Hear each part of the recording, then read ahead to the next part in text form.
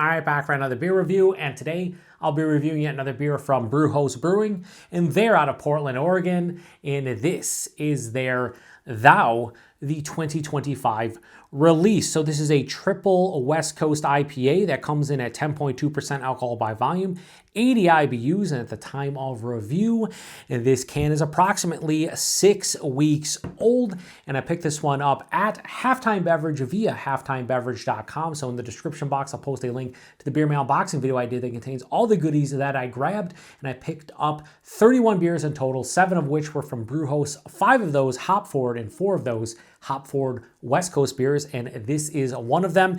Now on their Instagram, they do say what this one is brewed with. It says a triple West Coast IPA featuring Southern Cross, Chinook DynaBoost, Citra DynaBoost, Simcoe Cryo, Mosaic and Mosaic Cryo. So a lot of old school hops, although the DynaBoost and Cryo new techniques and whatnot. But Southern Cross I think is only like one of the newer ones. So I'm looking forward to this one.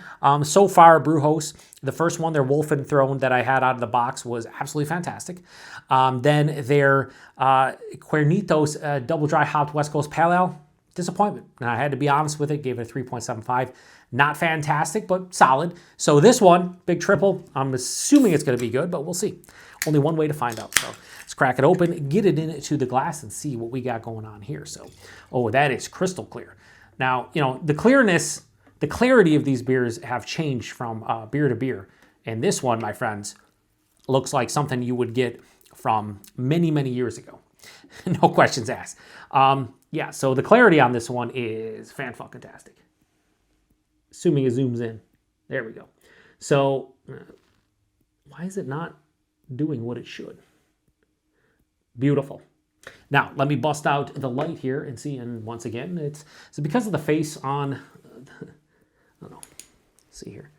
That's not going to do much, but you can see the clarity that is this beer for sure. It has that beautiful golden orange color. Had about a finger of an off-white.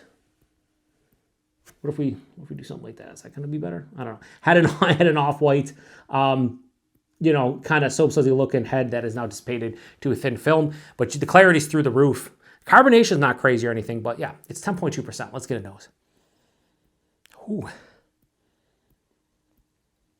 This one smells like candied and gummy. Definitely gummy. Like, like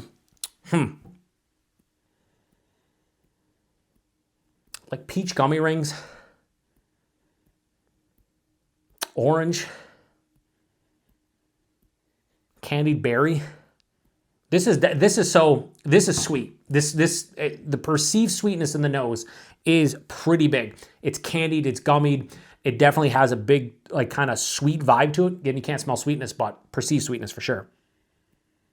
But yeah, I would say for sure citrus, more of like an orange, maybe a tangelo, tangerine.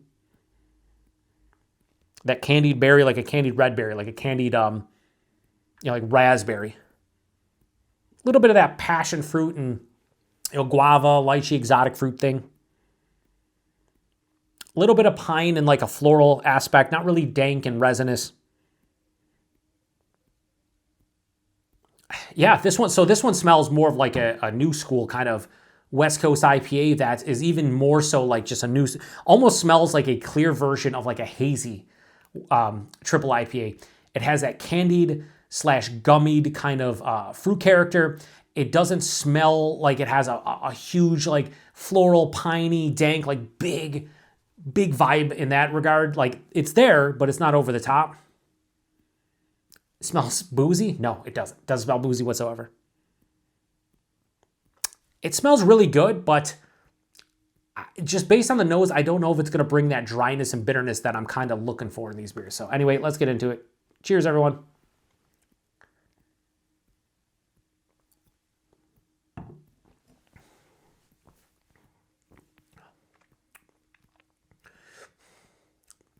Very nice. Actually quite tasty. But after having triple cuff from Wondrous, having isms big and busy, and then coming back to something like this has a nice dryness, but it doesn't have a huge bitterness like those beers have.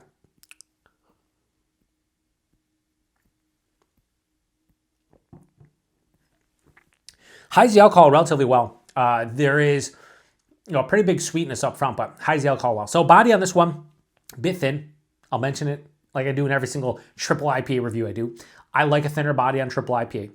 While a beer like this at 10.2 should be probably full-bodied, or at the very least like medium full-bodied, this one's like higher side of medium, lower side of full, fine by me, a little bit thinner, easier to drink. I want my hop-forward beers to be kind of, have this body if you're a triple. That's the way I look at it, so I'm fine with it. The mouthfeel has a nice crispness to it, but it's not overly crisp. It's pretty clean on the palate. It's kind of like a little bit of like an old school West Coast triple IPA, but not as much. Anyway, body's really nice. Mouthfeel, fine by me. The taste.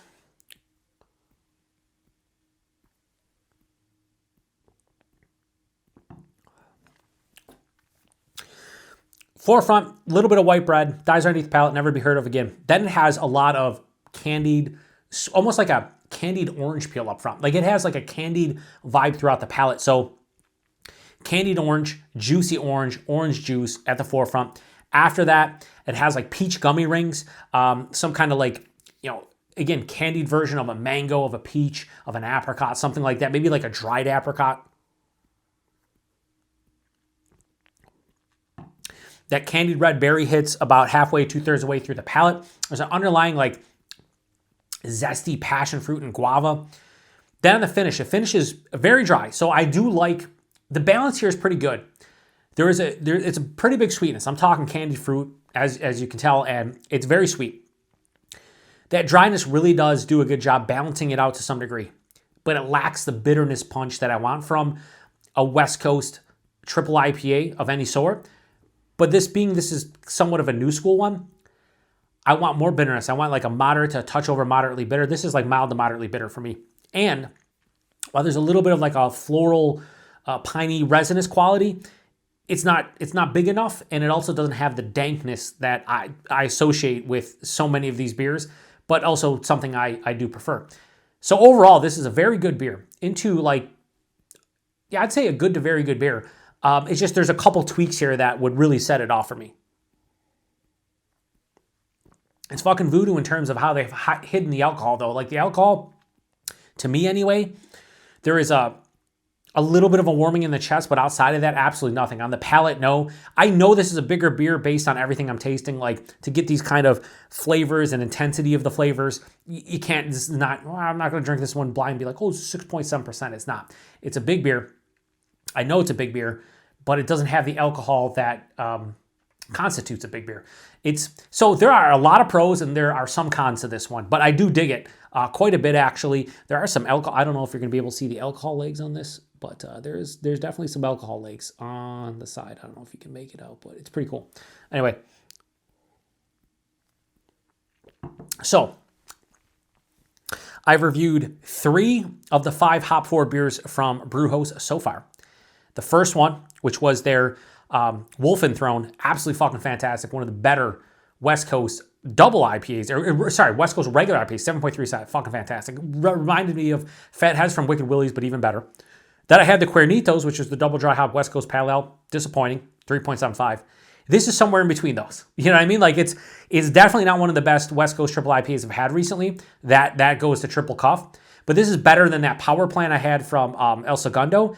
But it's kind of in the realm of that is some brewing big and busy in a different way. I do like the candied aspect of this. I do like the severe dryness. I do like the body on this one, but I think the mouthfeel could be a little bit better, a little bit more crisp and clean. I do think I want a little bit more of that dankness, a little bit more of that floral pine, and I wish there was a bigger bitterness.